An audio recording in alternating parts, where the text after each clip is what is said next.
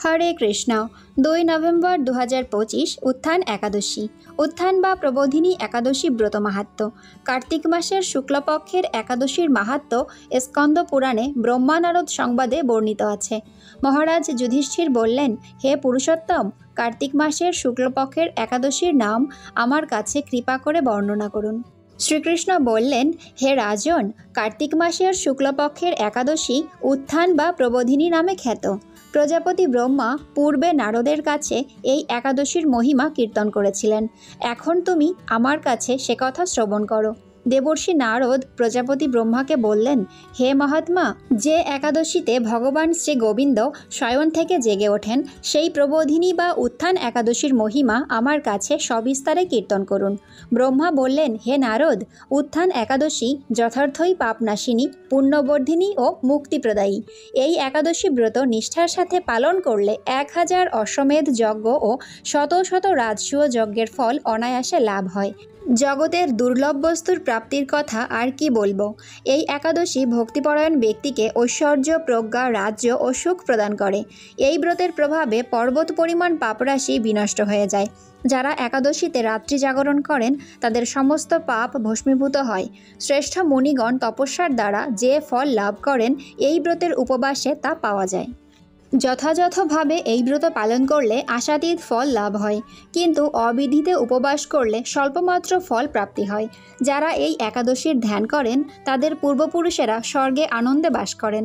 এই একাদশী উপবাস ফলে ব্রহ্মহত্যাজনিত ভয়ঙ্কর নরক যন্ত্রণা থেকে নিস্তার পেয়ে বৈকুণ্ঠগতি লাভ হয়। অশ্বমেধ যজ্ঞ দ্বারাও যা সহজে লাভ হয় না, তীর্থে স্বর্ণ প্রভৃতি দান করলে যে পুণ্য অর্জিত হয়, এই উপবাসের রাত্রি জাগরণে সেই সকল অনায়াসে লাভ হয়ে যায়। যিনি সঠিকভাবে উত্থান একাদশীর ব্রত অনুষ্ঠান করেন, তার গৃহে ত্রিভুবনের সমস্ত তীর্থ এসে উপস্থিত হয়।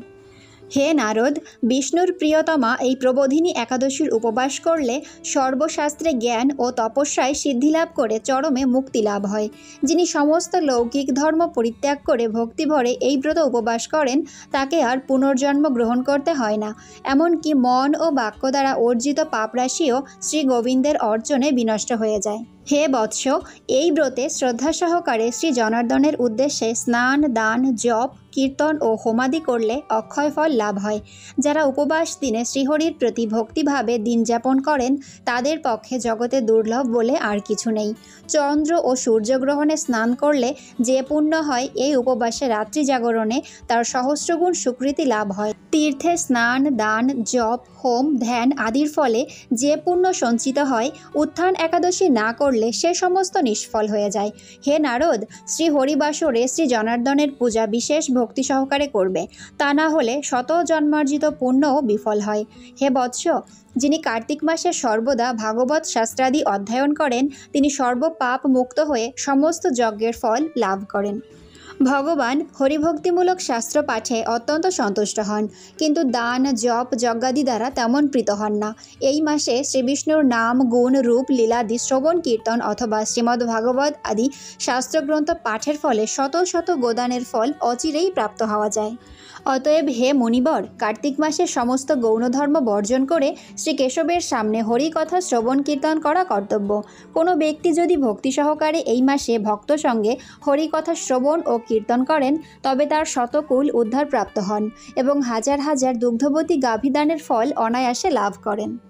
এই মাসে পবিত্রভাবে শ্রীকৃষ্ণের রূপ গুণাদির শ্রবণ কীর্তনে দিন যাপন করলে তার আর পুনর্জন্ম হবে না। এই মাসে বহু ফলমূল, ফুল, অগুরু, কর্পূর ও চন্দন দিয়ে শ্রীহরির পূজা করা কর্তব্য।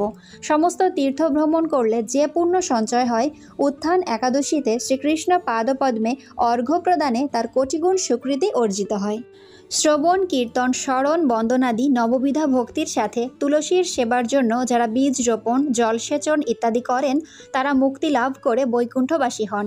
হে নারদ, সহস্র সুগন্ধি পুষ্পে দেবতার অর্চনে বা সহস্র সহস্র যজ্ঞ ও দানে যে ফল লাভ হয়, এই মাসে শ্রী হরিবাসরে একটিমাত্র তুলসী পাতা শ্রী ভগবানের চরণকমলে অর্পণ করলে তার অনন্ত কোটিগুণ ফল লাভ হয়। হরি বল।